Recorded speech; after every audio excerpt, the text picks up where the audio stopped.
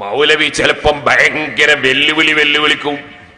ഇവിടെ വന്നിട്ട് ഒരിക്കൽ ഒരൊറ്റ വെല്ലുവിളി ഫൈൻ ത്രിബനലക്കും എന്ന് ഖുർആനിൽ കാണിച്ചു തന്നാ ചെരിപ്പെടുക്കൂന്ന് പറഞ്ഞു. ഞാൻ ഇവിടുന്ന് ഇങ്ങോട്ട് കാണിച്ചു കൊടുത്തു ഫൈൻ ത്രിബനലക്കും. വെല്ലുവിളിക്കുന്നവരോടെ ആറ്റിങ്കൽ മുഖാമുഖത്തിൽ നിങ്ങൾ ഇപ്പൊ ഓതിയ ഫൈൻ തിബിനലക്കും എന്ന് നിങ്ങൾ ഓതിയ രൂപത്തിൽ ഒരായത്ത് കാണിച്ചു തന്നാൽ പേരോടായി പ്രസംഗം ഇന്ന് നിർത്തും. ഇന്ന് നിർത്തിയേക്കും ഈ പരിപാടി. ഇവിടെ നിന്റെ ചെരുപ്പിടിച്ച് നടക്കും ഞങ്ങള്. കള്ളം അല്ലാടെ പേരിൽ പറയേ ആയത്ത് കണ്ടോളി. ഫൈൻ തിബിനലക്കും നോക്കോ. ഫൈൻ തിബിനലക്കും എടുക്കടോ ചെരുപ്പ്, എടുക്ക് ചെരുപ്പ്. നിർത്തിവെക്കുമല്ലേ? നിർത്തിക്കോ, ഇന്ന് മുതൽക്ക് നിർത്തിക്കോ പ്രസംഗം. നോക്കോ ഫൈൻ തിബിനലക്കും. ഒന്നും കൂടി വെക്ക്, എല്ലാവരും ഒന്ന് മനസ്സിലാക്കട്ടെ. വെല്ലുവിളിച്ചല്ലേ നാദാവിട്ട് വന്നിട്ട്. വെല്ലുവിളിക്കുന്നവരോടെ ആറ്റിങ്കൽ മുഖാമുഖത്തിൽ നിങ്ങൾ ഇപ്പൊ ഓതിയ ഫൈൻ തിബിനലക്കും എന്ന് നിങ്ങൾ ഓതിയ രൂപത്തിൽ ഒരായത്ത് കാണിച്ചു തന്നാൽ പേരോടായി പ്രസംഗം ഇന്ന് നിർത്തും. ഇന്ന് നിർത്തിയേക്കും ഈ പരിപാടി. ഇവിടെ നിന്റെ ചെരുപ്പിടിച്ച് നടക്കും ഞങ്ങള്. കള്ളം അല്ലാടെ പേരിൽ പറയേ നോക്കൂ. ഫൈൻ തിബിനലക്കും, ഫൈൻ തിബിനലക്കും, ഫൈൻ തിബിനലക്കും. സർവമൗലിമാരും നടക്കൂ ചെരുപ്പും കൊണ്ട്.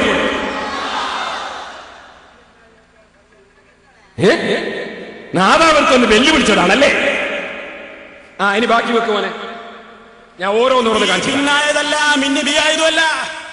നിങ്ങളും മനഃപൂർവം കൃത്രിമം കാണിച്ചത് തന്നെയാണ്. കാരണം എന്താണെന്നറിയോ? നിങ്ങളിവിടെ കാണിച്ച കൃത്രിമത്തിന്റെ സാഹചര്യം എന്ന് പറഞ്ഞുതരാ സദസ്യർക്ക് മനസ്സിലാക്കാൻ. എവിടെ ഇയാൾ ആയത്തോരിന്നറിയോ? ഇയാൾ ആയത്തോരിയൽ എന്തിനാ? സ്ത്രീധനത്തെ പറ്റി അവിടെ ചോദ്യം.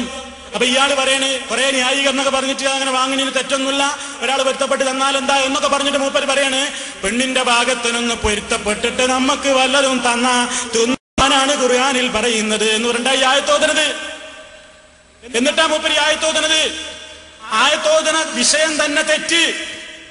അവിടെ അള്ളാഹു അതല്ല ഉദ്ദേശിച്ചത്. പേരോടെ ആണെന്ന് തെളിയിക്കാൻ നിന്നെ കൊണ്ട് പറ്റുമോ? പറ്റും, പറ്റും, പറ്റും. തഫ്സീറുൽ കബീർ ഇമാം റാസിയുടെ തഫ്സീർ 948. ചെറുപ്പം പെറുക്കി നടന്നാ പോരാ കേട്ടോ. ആരാന്റെ ചെരുപ്പും പെറുക്കി നടന്നാ പോരാ, കിതാബ് ഓതി പഠിക്കണം കേട്ടോ. കേട്ടോളൂ. ഈ ഇൽം ഇമാം റാസി ഈ തഫ്സീറിൽ പറയും. ഈ ആയത്തിന്റെ തഫ്സീർ ഈ ഇൽം അറിഞ്ഞോളണം മൗലവിമാര്. അതിന്റെ അർത്ഥം വെച്ചത് ഇൽം അറിഞ്ഞോളണം. അന്നഹു തആല, നിശ്ചയം അല്ലാഹു തആല ലമ്മാ അമറഹും ബിഇതാഇഹിന്ന സദഖാതിഹിന്ന, സ്ത്രീകൾക്ക് അവരുടെ മഹറുകൾ കൊടുക്കണം എന്ന് കൽപ്പിച്ചപ്പോൾ ഇവിടെ രണ്ട് തഫ്സീർ ഇമാം റാസി പറയുന്നുണ്ട്. ഒന്ന് ഭർത്താക്കന്മാര് കൊടുക്കണം എന്നാണ് ഇതിന്റെ തഫ്സീർ. ഒരു തഫ്സീർ.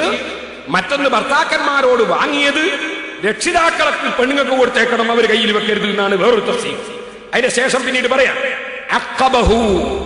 ഇതിന്റെ മുമ്പ് വിശദീകരിച്ചാണ് ആ തഫ്സീർ.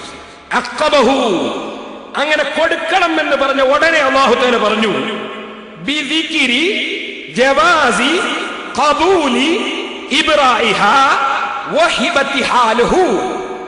ആ ഭർത്താക്കന്മാർ ഭാര്യമാർക്ക് കൊടുക്കാനുള്ളത് ഒഴിവാക്കി കൊടുത്താൽ അത് സ്വീകരിക്കലും ജായിസാണ്. വഹിബതിഹാ ലഹു, ഭാര്യമാർ ഭർത്താക്കന്മാർക്ക് പൊരുത്തപ്പെട്ട് എന്ത് ദാനം കൊടുത്താലും ആ ദാനം കൊടുക്കുന്നതെല്ലാം സ്വീകരിക്കൽ അനുവദനീയമാണ് എന്നാണ് ഈ ആയത്ത് പഠിപ്പിക്കുന്നത് എന്ന് ഇമാം റാസി വിശദീകരിക്കുന്നു. ഇപ്പൊ പറ്റിയില്ലേ?